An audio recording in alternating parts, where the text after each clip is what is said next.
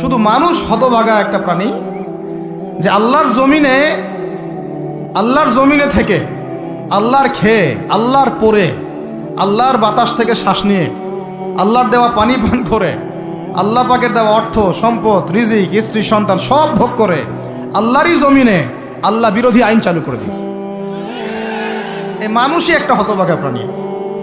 মন খারাপ করেন না, আমার কথা রাগ করেন না, এগুলো বাস্তব। আর আমার দিকে তেড়ে এসে কোনো লাভ নাই, কারণ এটা হচ্ছে অকাট্য সত্য কথা যে আমরা আল্লাহ পাকের জমিনে আল্লাহর খেলাফতের দায়িত্ব পালন করছি না। আমরা আল্লাহ পাকের জমিনে আল্লাহর নিয়ামতগুলো ভোগ করে আল্লাহ বিরোধী অপশক্তির স্বার্থ রক্ষা করছে। না হলে বাংলাদেশের মতো জায়গায় কেউ ট্রান্সজেন্ডার চালু করতে পারে? একটা 90% মুসলিমের দেশে কেউ সুদভিত্তিক ব্যাংকিং সিস্টেম চালু করতে পারে? মদের বার চালু করতে পারে? জেনার লাইসেন্স দিতে পারে? পতিতালয় লাইসেন্স প্রাপ্ত হয়? কখনো ওই যে যাত্রা পালাগান, ঢাকঢোল, ডুগি তবলা বাজতেছে, কেউ প্রতিবাদও করতে পারে না। করতে গেলে তাকে বলা হয় সে মৌলবাদী, সে সন্ত্রাসী, সে জঙ্গি, উগ্রবাদী। তো আমরা যদি আল্লাহ পাকের জমিনে আল্লাহর খেয়ে, আল্লাহর পরে, আল্লাহ পাকের সব নিয়ামত ভোগ করে এই যদি হয় আমাদের অবস্থা, তাহলে আমাকে আপনি বলেন যে আল্লাহ পাকের কি বয়ে গেছে যে আমাদের হাতে আল্লাহ পাক এই দুনিয়াতে বিজয় দিবে? আর কোনো জাতি নাই? পুরো মহাবিশ্বে সবাই আল্লাহর হুকুম মেনে চলে। সূরা বনী ইসরাঈল পড়েন, এমন কোন সৃষ্টি নাই আল্লাহ পাকের যে আল্লাহর তাসবিহ পাঠ করে না। শুধু এই মানুষই হতভাগা একটা সৃষ্টি। আমরা, আল্লাহ মাফ করেন আমাদেরকে, নামাজও পড়ে না। কি করে না? পাঁচবার দিনে বলা হচ্ছে হাইয়া আলাস সালাহ, হাইয়া আলাল ফালাহ, সাফল্যের জন্য আসো, সালাতের জন্য আসো, কল্যাণের জন্য আসো। কানে ঢুকে না, যায় না নামাজ পড়তে। কোরআন, ওই যে বললাম, বাসায়, সবার বাসায় কোরআন আছে। এমন কোনো ব্যক্তি আছেন আপনারা যে আপনাদের বাসায় কোরআন নাই? প্রত্যেকের বাসায় আছে। এমনকি আপনার ফোনের মধ্যে ওই অ্যাপসে আছে, খুলে দেখার সময় নাই। সময় কোথায়? মানে এত ব্যস্ত, সকাল থেকে রাত পর্যন্ত এতই ব্যস্ত মানুষ হতভাগা, কোরআন খুলে দেখার সময় নাই। আবার বলে, এসব কথা বললে আবার বলবে যে আমরা কি ইসলাম কম বুঝি? আপনারাই ইসলাম বুঝেন, আমরা বুঝি না। আপনারাই মুসলমান, আমরা মুসলমান না, এইগুলা বলবে। উমর রাদিয়াল্লাহু আনহু ঠিকই বলেছিলেন আজকে থেকে এই 1400 বছর আগে, ইসলাম ধ্বংস হবে যখন দেখবা 3টা বিষয় সমাজে চলছে। 1, দল্লাতুল আলেম, আলেমরা যখন পথভ্রষ্ট হয়ে যাবে তখন সমাজে ইসলাম ধ্বংস হয়ে যাবে। 2, ওয়াল আইম্মাতুল মুদিল্লিন, যখন আসবে এমন কিছু শাসক যারা পথভ্রষ্ট, মুদিল্লিন, তখন সমাজ ইসলাম ধ্বংস হবে। আর ওয়াল মুনাফিকিন ফি জিদারি কিতাবিল্লাহ, যে মুনাফিকরা যখন আল্লাহর কিতাব নিয়ে বাকবিতনটা করবে, মুনাফিকরাই বাকবিতনটা করবে যে আমরাই বেশি বুঝি ইসলাম, তোমরা বোঝো না। আর বাংলাদেশে টকশোয়ের সংস্কৃতি চালু না হলে আমরা এটা বুঝতে পারতাম না যে আসলে এই হাদিসটা সত্য। মাথার উপর দিয়ে যায় কথা কিছু না, পরে লেকচার রিপিট শুনে নিন। মূল জায়গায় আসি। কোরআন ঘরে আসে, আমরা তেলাওয়াত করি না। নামাজের আজান কানে আসে, নামাজে যাই না। শেষ রাত্রে আল্লাহ পাক প্রথম আসমানে নেমে আসেন। কিভাবে নেমে আসেন আমরা জানি না, ওইটার কাইফিয়াত ব্যাখ্যা করার আমাদের দরকারও নাই। আল্লাহ পাক বলেছেন, বাস ঈমান রাখি। এবং আল্লাহ পাক আহ্বান করতে থাকেন, কে আছো আমার কাছে কিছু চাইবা, আমি তোমাকে দিব। সুবহানাল্লাহ। কে আছো আমাকে ডাকবা, আমি তোমার ডাকে সাড়া দিব। কে আছো আমার কাছে ক্ষমা চাইবা, আমি ক্ষমা করে দিব। এইভাবে ফজর পর্যন্ত আল্লাহ পাক আহ্বান করতে থাকেন। আমরা ওই সময় ফেসবুক চালাই, রিল্যাক্সে ঘুম দিই।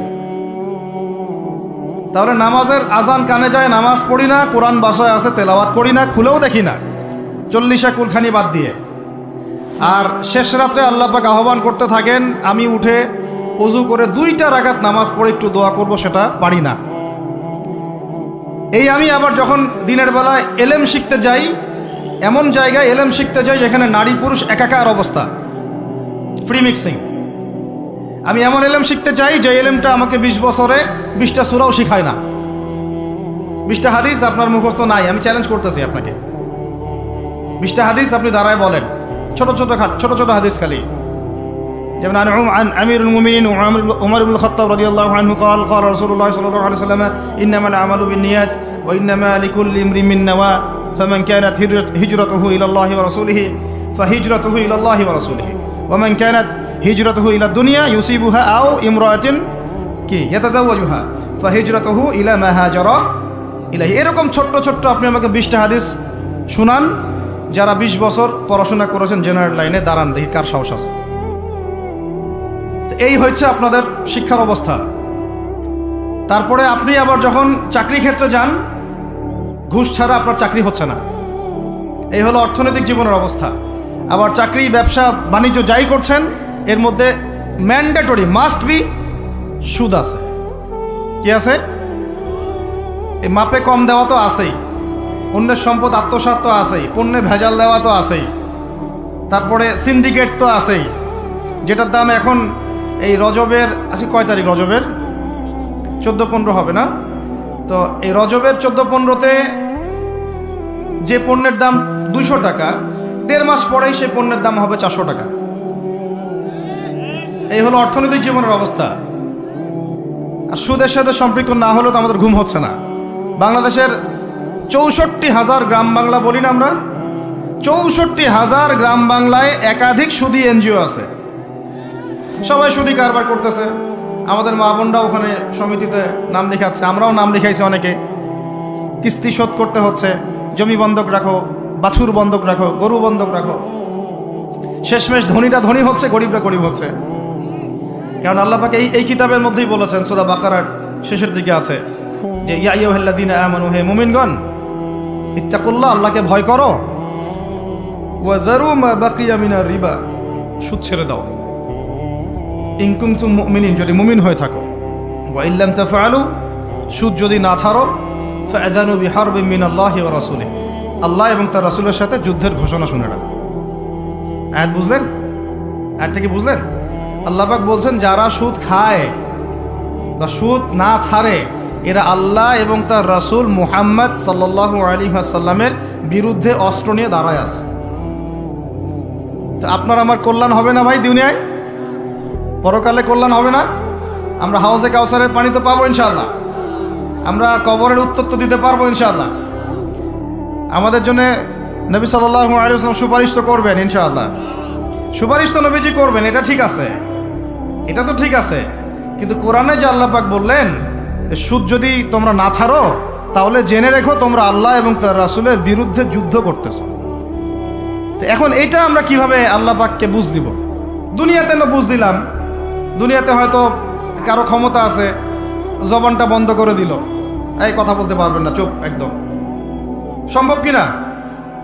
দুনিয়াতে হয়তো সুদের মহাজন যারা একত্রিত হয়ে দেখা গেল যে একে তো সরাইতে হবে রাস্তা থেকে, এ তো মারাত্মক কথা বলতেছে, সরাই না হয় দিল, হতেও তো পারে, ইতিহাসে হয় নাই এমন। তারপরে কারো হয়তো দুনিয়াবি স্বার্থ আছে, বুঝাচ্ছে আমার বউ আছে, বাচ্চা আছে, চাকরি বাকরি কেমনে ছাড়ি ইত্যাদি। তো সব না হয় বুঝলাম, আল্লাহ পাকের সামনে আপনি এখন কি বুঝটা দিবেন? রাসূলের সামনে দাঁড়ায় কি বুঝটা দিবেন? দিতে হবে কি না জবাবটা? আজ হোক আর কাল হোক দিতে হবে কি না? পরকালে যেতে হবে তো নাকি? তো তাই যদি হয়, এটা যদি আমাদের ফাইনাল ডেস্টিনেশন হয়, চূড়ান্ত গন্তব্য হয়, তাহলে কোন ব্যক্তি বুদ্ধিমান, যে দুনিয়াতে সংশোধিত হয় সে, নাকি পরকালে যে ব্যক্তি অপেক্ষায় বসে থাকে সে? এখন এই সংশোধনের দিকে যদি আমরা দাওয়াত দিই, আমরা কি মৌলবাদী হয়ে যাব? সমাজের শত্রু হয়ে যাব? দেশ ও জাতির শত্রু হয়ে যাব? সুদী কারবার ছাড়া অর্থনৈতিক বিষয় কি চালানো সম্ভব না? হ্যাঁ, যখন এই সুদী ব্যাংকিং সিস্টেম, ওয়ার্ল্ড ব্যাংকেরটা তো 1995-এর দিকে আসছে। তারও আগে ছিল ওই যে ব্রিটেনের দি ব্যাংক অফ ব্রিটেন, যেটা প্রথমে ছিল, প্রথমের দিকে আর কি। ও সারা বিশ্বকে শাসন করতে এক সময়। তার আগে করেছে জার্মানি, তারপরেও আসছে ও। এই পশ্চিমাদের দৌরত্ব ফরাসি বিপ্লবের পরে। তো ওয়ার্ল্ড ব্যাংক আসছে 1995-এর দিকে, 45-এর পরে। এর আগে মুসলমানরা বিশ্ব শাসন করে নাই? 4 খলিফা করেন নাই? উমাইয়ারা, আব্বাসীয়রা, ফাতেমেরা, মোঘলরা, তুর্কিরা, উসমানীয়রা, তারা কি বিশ্ব শাসন করে নাই? তো তখন কি সুদ দিয়ে পুরো বিশ্বের অর্থনীতি পরিচালিত হয়েছে? বিকল্প কোনো ব্যবস্থা কি কোরআন এবং হাদিসে নাই? তো যদি সেটা থাকে আর আমরা যদি এটাকে পাশ কাটায় যাই, গিয়ে পশ্চিমাদের এই অর্থনীতি যদি আমরা গ্রহণ করি, সেভাবে জীবনযাপন করতে থাকি, তো আল্লাহর সামনে কি ভাই আমাদেরকে দাঁড়াতে হবে না? আল্লাহ পাক আমাদের সবাইকে যেন কথাগুলো মন দিয়ে বোঝার তৌফিক দান করে। এখন যদি পুরো সিস্টেমটা আমরা চেঞ্জ করতে না পারি, ওই ক্ষমতা আমাদের নাই মনে করেন, ব্যক্তি জীবন থেকে সুদ দূর করা যাবে না? আমাকে কি রাষ্ট্র প্রশাসন একদম সুদ না খাইলে অ্যারেস্ট করে নিয়ে যাবে? আমি যদি বলি আমি সুদ খাবো না, সুদভিত্তিক ব্যাংকিং সিস্টেমে আমি ডিলিংস করব না, অ্যাকাউন্ট থাকতে পারে আপনার, কিন্তু আপনি ডিলিংস করতেছেন না, ঠিক আছে? সুদের টাকা যদি আসেও ওটা আপনি ছেড়ে দিচ্ছেন, নিচ্ছেন না, এবং সুদি এনজিও কারবার এগুলোর সাথে আপনি যুক্ত হচ্ছেন না, তো আপনাকে কি অ্যারেস্ট করে নিয়ে যাওয়া হবে জেলখানায়? কেন খাচ্ছিস না বলেন, নিয়ে যাওয়া হবে? এখনো ওই রকম দুঃসাহস দেখানোর মতো লোক বাংলাদেশে আসে নাই যে আপনি সুদ না খাইলে আপনাকে জোর করে ধরে নিয়ে যাবে। আচ্ছা, এরকম কেউ কখনো করবে না তারা এই কাজটা, ইনশাআল্লাহ। আর যদি করে তাহলে তো আল্লাহর গজব নেমে আসবে। তো এখন তাহলে সুদ খাচ্ছে কে? আপনি, আমি নিজেই। কে খাচ্ছে তাহলে? আমরা নিজেরাই খাচ্ছি। হয় আমি খাচ্ছি, না হলে আপনি খাচ্ছেন, না হলে আপনার স্ত্রী খাচ্ছে, না হলে আপনার বাবা খাচ্ছে। অতএব সুদের মধ্য দিয়ে আমরা আল্লাহ এবং তার রাসূলের সাথে সরাসরি যুদ্ধ করতেছি। বদরের যুদ্ধে কি আবু জেহেলরা পরাজিত হয় নাই? উহুদের যুদ্ধে, খন্দকের যুদ্ধে, মুতা, ইয়ারমুকে, এই শতাব্দীর পর শতাব্দী আল্লাহ এবং তার রাসূলের বিরুদ্ধে যারা দাঁড়াইছে তারা কি কখনো টিকতে পারছে? আজকে পশ্চিমারা সারা বিশ্বকে এভাবে সুদখোর বানিয়ে দিয়েছে, আর প্রত্যেকটা মুসলিম কান্ট্রি এর খপ্পরে পড়ে গেছে, বের হতে পারতেছে না। বের হওয়ার জন্য শুধু একটা জিনিস দরকার, একটা জিনিস, সেটা হচ্ছে আল্লাহ এবং তার রাসূলের প্রতি পরিপূর্ণ বিশ্বাস, ঈমান। এইটা আমাদের অর্জন হয় নাই, এটাই সত্য কথা। অর্জন যদি হতো তাহলে আমরা বিকল্প চিন্তা করতে পারতাম। যদি আফগানিস্তান আগামী 10 বছর এভাবেই অর্থনীতি চালাতে পারে, এখন তাদের যে অবস্থা, আগামী 10 বছর যদি আর নতুন করে যুদ্ধ বিগ্রহ না হয় এবং তারা যদি এভাবেই আরো 10 বছর তাদের ডাবল কারেন্সির অর্থনীতি চালাতে পারে, সুদহীন, জাকাত ভিত্তিক, ইসলামিক, আমাদের বিশ্বাস আগামী 10 বছরে দেখবেন তারা মার্কিন ডলারের উপরে আধিপত্য বিস্তার করেছে, ইনশাআল্লাহ। ইনশাআল্লাহ। আমি ইকোনমিক্স নিয়ে পড়াশোনা করেছি ভাই, এমনি এমনি কথা বলতেছি না।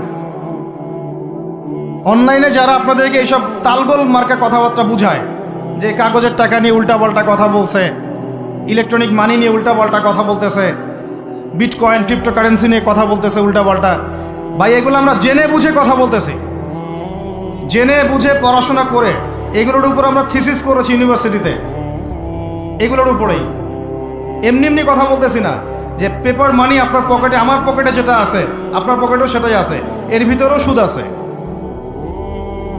ইলেকট্রনিক মানি যেগুলো আমরা ইউজ করতেছি এগুলোর ভিতরেও সুদ আছে, অল্প হোক আর বেশি হোক। এর সামনে আসবে বিটকয়েন, ওইটার মধ্যে সুদের ভিতর উপর সুদ, তার উপর আসতেছে একটা সিস্টেম যেটা অলরেডি কয়েকটা কান্ট্রিতে অ্যাপ্লাই হয়ে গেছে, চায়নায়, উত্তর কোরিয়া, দক্ষিণ কোরিয়া ইত্যাদি কান্ট্রিতে। এটা হলো ক্যাশলেস সোসাইটি, মানে কোনো ক্যাশই থাকবে না সোসাইটির মধ্যে, ডিজিট থাকবে, খালি ডিজিট। মানে আপনি বলতে পারবেন না যে আমার 1 লক্ষ টাকা আছে, যদি বলি 1 লক্ষ টাকা আছে, টাকাটা আমার হাতে দেন দেখি, আপনি হাতে দিতে পারবেন না, দেওয়ার মতো কিছু নাই। ওইটা আপনার ডিজিটে থাকবে, নাম্বারে, ফিগারে, 1 লাখ, এটা ফিগার। ইতিহাসে এমন কোনো কারেন্সি আসে নাই যেটা ধরাও যায় না, ছোঁয়াও যায় না, পকেটেও রাখা যায় না, এটা আসতেছে সামনে। যারা বুঝে না এগুলা, আমরা আক্রমণাত্মক কথা বলতে চাচ্ছি না, আল্লাহ পাক তাদেরকে হেদায়েত দান করুন। যারা বুঝে না তারা মনে করতে পারে এগুলো হচ্ছে ভবিষ্যৎবাণী, আদতে এইগুলা বর্তমান বিশ্বে চলতেছে, আমাদের সে সম্পর্কে জ্ঞান নাই। আমরা অনেকেই ক্যাশলেস সোসাইটি প্রতিষ্ঠার চেষ্টা করতেছি, এটার মধ্যে যতটুকু কল্যাণ আছে না তার চেয়ে বেশি অকল্যাণ আছে। যখন আমরা একটা জিনিস চালু হয়ে যায় তখন সবাই কিন্তু প্রতিবাদ করি না, যখন চালু হয়ে যায় তারপরে ওরা যখন ইসলাম বিরোধী এজেন্ডা বাস্তবায়ন করে তখন আমাদের টনক নড়ে। এক্সাম্পল দিই একটা, তাহলে বুঝবেন। আজকে ট্রান্সজেন্ডার নিয়ে যারা পেট্রোনাইজ করতেছে, পিছন থেকে ফান্ডিং করতেছে, এটাকে প্রমোট করতেছে, অনলাইন অফলাইন যেখানে ঢুকবেন খালি এগুলোই দেখা যাচ্ছে, এর পিছনে একটা সুদী এনজিওদের হাত আছে। কাদের হাত আছে? তো এখন সারা দেশে যখন এরা কারবার শুরু করেছিল তখন আমরা কিন্তু সবাই মিলে এইভাবে প্রতিবাদ করি নাই। আজকে যখন তারা একটা জিনিসকে প্রতিষ্ঠা করার চেষ্টা করতেছে ওদের স্বার্থে, ইসলামের বিপক্ষে, এখন আমাদের অনেকে টনক নড়তেছে যে আরে এ কি হচ্ছে, আমাদের মুসলমানদের বাচ্চারা এগুলো কি শিখতেছে। সমস্যা হচ্ছে আমরা সমস্যা আসলে শুরুতে বোঝার মতো ওই নূর, বাসিরা, হিকমা আমাদের এখনো পয়দা হয়নি।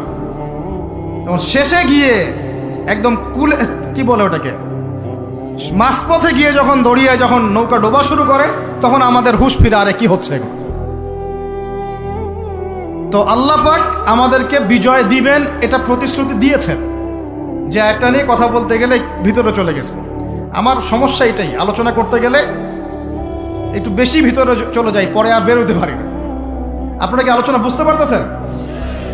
আল্লাহ পাক আমাদেরকে প্রতিশ্রুতি দিয়েছেন যে তোমরা দুশ্চিন্তাগ্রস্ত হয়েও না, তোমরা টেনশন করো না, ভয় পেও না, হীনবল হয়েও না, আনতুমুল আ'লাউনা, তোমরাই বিজয়ী হবে এই দুনিয়াতে এবং আখিরাতে, তোমরাই বিজয়ী হবে ইন কুনতুম মুমিনিন, যদি প্রকৃতপক্ষে মুমিন হয়ে থাকো।